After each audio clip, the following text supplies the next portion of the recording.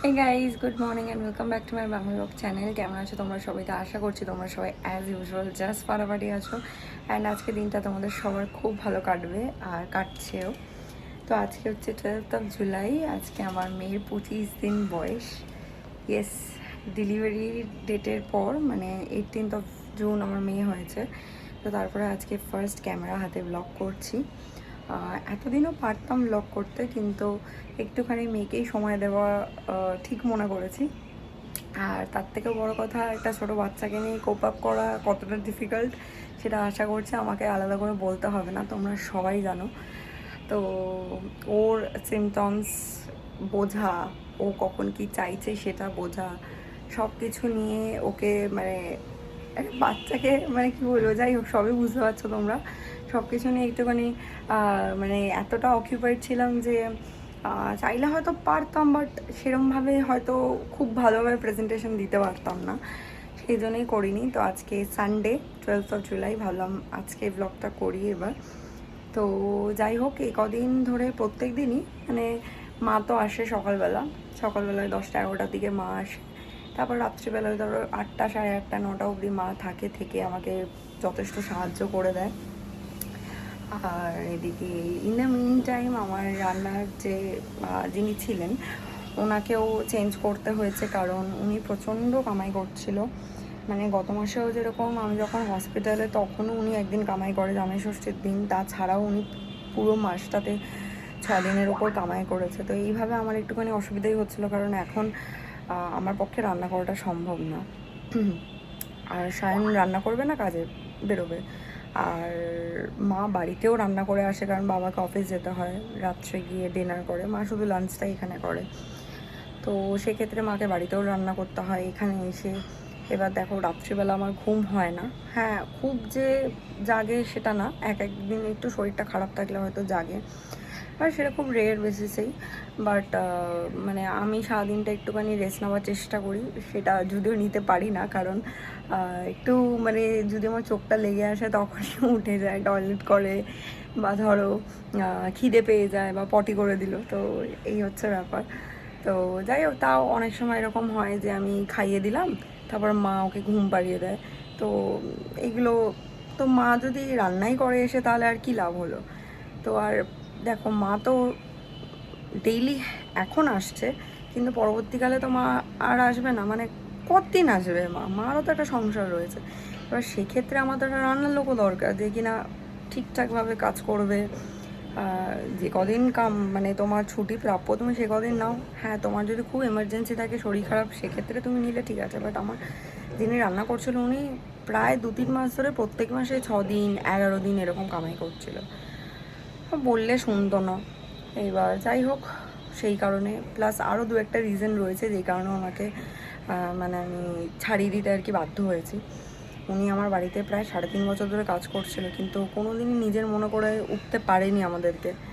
তো অনেকবার বলেছে, অনেকবার মানে রিকোয়েস্টও করেছে যে দেখো এখন করো না, আমার প্রবলেম হয়ে যাচ্ছে। আমি এই অবস্থায়, আমি 9 মাসেও আমাকে মানে রান্না করতে হয়েছে প্রায় 5 দিন মতন, কারণ আমি ডেলিভারির আগে মানে অলরেডি আমার 17 তারিখ অ্যাডমিশন হয়েছে, তার আগে অলরেডি ওনার 5 দিন কামাই হয়ে গেছিলো। আর আমি যখন হসপিটালে তখন উনি একদিন কামাই করে। তো সেই সবের জন্যই আর কি ওনাকে মানে ছাড়িয়ে দিতে আর কি বাধ্য হই। তো লাকিলি আমি একজন পেয়ে গেছি। তো তিনি আজকে সেকেন্ড ডেই, আজকে দ্বিতীয় দিন, উনি আজকেই কাজ করছে। তো কালকে উনি রান্না করেছে, তো ওনার রান্না বেশ ভালোই লেগেছে আমাদের সবার। তো যাই হোক, এই কিছুক্ষণ আগে একটু বেলা করে ব্লগটা স্টার্ট করলাম। বেলা বলতে এখন 11:30 বাজতে চায়। তো জাস্ট মেয়েকে স্নান টান করে খাইয়ে দাইয়ে আমি খেতেই ঘুমিয়ে পড়েছে। আজকে আলাদা করে ঘুম পাড়াতে হয়নি। তো মা ওর কাছে বসে রয়েছে, মা পুজোটাও দিয়ে দিয়েছে। অ্যাকচুয়ালি ওই কী বলে, আতুর চলে না 21 দিন, তখন তো পুজো দেওয়া যায় না। তো সেই কারণে মা পুরো ডে 1 থেকেই, যবে থেকে আমি বাড়ি এসেছি তখন থেকে মাই পুজো দিচ্ছিলো। তো এখনও মা বললো আমি যতদিন আসছে আমি পুজোটা দিয়ে দিই, দুপুরবেলাটা মানে সকালের পুজোটা আর কি। তো সকালে পুজোটা মাই দিয়ে দেয়, সন্ধ্যেটা যদি সায়ন তাড়াতাড়ি চলে আসে তাহলে সায়ন দেয়, নয়তো মাই দিয়ে দেয়। এখন তো আমিও দিতে পারবো, যেহেতু 21 দিন হয়ে গেছে। আমাদের বেসিক্যালি দুবারে মানে ওষুধটা ওঠে। একটা হচ্ছে 13 দিনের মাথায়, আর পুরোপুরি ওষুধটা উঠে যায় হচ্ছে আমাদের 21 দিনের মধ্যে। তো 21 দিন তো হয়েই গেছে, আজকে 4 দিন হয়ে গেল।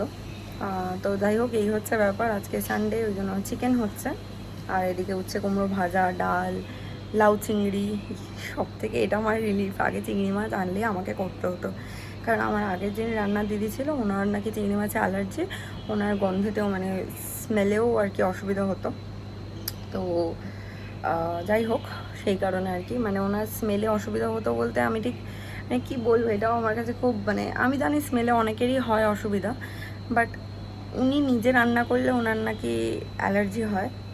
উনি থাকাকালীন আমি রান্না করলে ওনার অ্যালার্জি হতো না। মানে আমি ওনাকে একদিন বললাম যে তোমার তো চিংড়ি মাছের গন্ধেও অ্যালার্জি, তাহলে তুমি আমাকে পেঁয়াজ ওগুলো কেটে কুটে দিয়ে যাও, তুমি গেলে তারপর রান্না করবো। তো উনি বললো আমাকে গ্যাস তো ফাঁকা আছে, তুমি রান্না করতে পারো, অসুবিধা নেই। আর বললাম তোমার তো গন্ধে অসুবিধা, বলছে আমি মাস্ক পরে নেবো। তো উনি মাস্ক পরে নিত, উনি পাশেই ধরো একটা পদ রান্না করছে, আমি পাশেই দাঁড়িয়ে চিংড়ি মাছের কোনো আইটেম রান্না করছি, তাতে ওনার অসুবিধা হতো না। কিন্তু উনি নিজের হাতে রান্না করলে ওনার অসুবিধা, মানে নিজের পাশের গ্যাসেই ওনার, আমি রান্না করছি তাতে গন্ধ অসুবিধা নেই, নিজে রান্না করলে গন্ধ অসুবিধা। যাই হোক, এইসব অনেক কিছু অনেক ব্যাপার রয়েছে, তো বাদ দাও সেগুলো। তো থ্যাঙ্কফুলি আজকে এখনও অবধি বৃষ্টি হচ্ছে না, না হলে কাঁথা কাঁথা শোকাতে যা অসুবিধা হয়। তো যাই হোক, 1 মাস হলে তোমাদেরকে মেয়ের মুখ দেখাবো।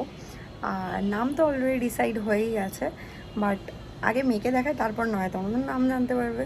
তো যাই হোক, আশা করছি আজকে ব্লগটা তোমাদের ভালো লাগবে। তো চলো, without further delay let's start today's video. জানি ইন্ট্রোটা অনেক বড় হয়ে গেল, আসলে অনেকদিন পর ব্লগ করছি তো সেই কারণে।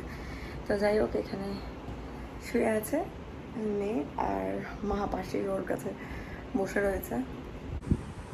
এই যে দেখতেই পাচ্ছ ঘুমাচ্ছে। আর এখানে সুন্দর করে ঠাকুরকে পুজোও দেওয়া হয়ে গেছে, দেখতেই পাচ্ছ। ওই যে যাই হোক, চলো আমাকে এবার স্নান করতে হবে। এই যে সানডে আজকে, তো ছুটির দিন বাড়িতে শুয়ে শুয়ে রিল দেখছিল। আগে গেম খেলতে, এখন খুব একটা খেলে না আর ছুটির দিন। আর কেমন এতদিন ধরে কেমন লাগছে? ভালো লাগছে। আজকে তো 25 দিন। বিভৎস এক্সপিরিয়েন্স। ম্যাডামের তো ঘুম গেছে প্রায়। আমার চোখ মুখ পুরো ঢুকে গেছে, তার মধ্যে এসি চালাতে পারি না, যা গরম। যতই বর্ষাকাল হোক, গরম তো ভালোই। আমার পুরো গলায় মানে একদম মানে কি বলবো, গলা ফলায় ঘামাচিতে ভরে গেছে আমার। এই মানে প্রেগনেন্সি চলাকালীন এসিতে থাকার এত অভ্যেস হয়ে গেছিলো, মানে এসি ছাড়া থাকতেই পারতাম না, এত কষ্ট হতো আমার তখন। আর এখন পুরো মানে কোনো এসি মানে একদমই চালাই না আমরা, হ্যাঁ চালাই না। যখন ঘুমিয়ে পড়ে রাত্রিবেলা, আমি আসেন ঘুমানোর আগে একটুখানি গেমিং গিয়ে 5 মিনিটের জন্য এসিটা চালিয়ে একটুখানি শরীরটাকে ঠান্ডা করে এসে তারপর শুয়ে পড়ি টুক করে। স্নান টান করে ফ্রেশ হয়ে চলে এসেছি, আর এখানে এখন লাঞ্চে বসবো। চলো একবার তোমাদেরকে লাঞ্চের মেনুটা দেখিয়ে দিই। মা একটু দেখিয়ে দাও কী কী হয়েছে আজকে। উচ্ছে কুমড়ো ভাজা, ডাল, এই যে মসুরির ডাল হয়েছে, আর এখানে হচ্ছে লাউ চিংড়ি, আর এখানে রয়েছে চিকেন, আর এখানে ভাত রয়েছে। সন্ধেবেলা এখন সায়নের কিছু কাজ আছে, তো সায়ন বেরোলো, আর সাথে মাও গেল। মাকে সায়ন বাড়িতে ড্রপ করে দেবে। আর এদিকে কি বলবো, ঘর এখন ফাঁকা, আমি আর মেয়ে রয়েছি। মেয়ে তো ঘুমাচ্ছে, আর আমি টুকটাক একটু ঘর দৌড়গুলো একটু গুছিয়ে নেব। সেরকম কিছুই ময়লা নেই, ওর কাঁথা কয়েকটা একটুখানি ভাঁজ করতে হবে, কয়েকটাই, কারণ সব শোকায়নি এখন অবধি। আর কি বলবো, ঘরের মধ্যে সব মানে ফ্যান চালিয়ে শুকোতে হচ্ছে, কারণ অনেক সময় শোকায় না, কাঁথা একটু তো মোটা হয়, তাও পাতলা পাতলাই কাঁথা বানানো হয়েছে। এই যে একজন ঘুমাচ্ছে। ঘর দৌড়টা গুছিয়ে একটু এসে বসলাম, সায়ানও কিছুক্ষণের মধ্যেই চলে আসবে। তো আজকে ব্লগটা আমি এখানে এন্ড করে দিচ্ছি, কারণ এরপরে দুজন মিলে ডিনার করব, খাবার দাবার গরম করে। তারপরে মেয়ে উঠবে মাঝে কয়েকবার। তো মানে ডিনার করবো বলতে, এখন ডিনার করতে প্রচুর লেট আছে, সবে এখন বিকেল 7টা বাজে। মানে আমি বলছি এরপর আর সেরকম কিছু, সন্ধ্যেটা আমাদের খুব ডাল যায় এখন, বিকজ কিছুই করার নেই। And that's it. মুভি টুভিও সেরকম একটা দেখতে পারি না। হ্যাঁ দেখি, একটু আস্তে করে দেখি বা হয়তো হেডফোন লাগিয়ে দেখি, দুজন মিলে আমি আর শায়ন দেখতে দেখতে ঘুমিয়ে পড়ি। এমনিতেও বেশিক্ষণ মানে সেটা লাস্ট করি না, কারণ আমি এতটা এখন স্লিপ ডিপ্রাইভড যে আমি 5-10 মিনিটও মনে হয় হোল্ড করতে পারি না, আমার চোখের পাতাটা অটোমেটিক বন্ধ হয়ে যায়। এবার দুপুরবেলা অনেকে বলে যে ঘুমিয়ে নিবি, বা দুপুরবেলা কি মানে আলাদা কিছু, দুপুরবেলাও তো উঠে খিদে পেলে টয়লেট করলে, তাও দুপুরবেলাটা একটু হেল্প হয় কারণ মা থাকে।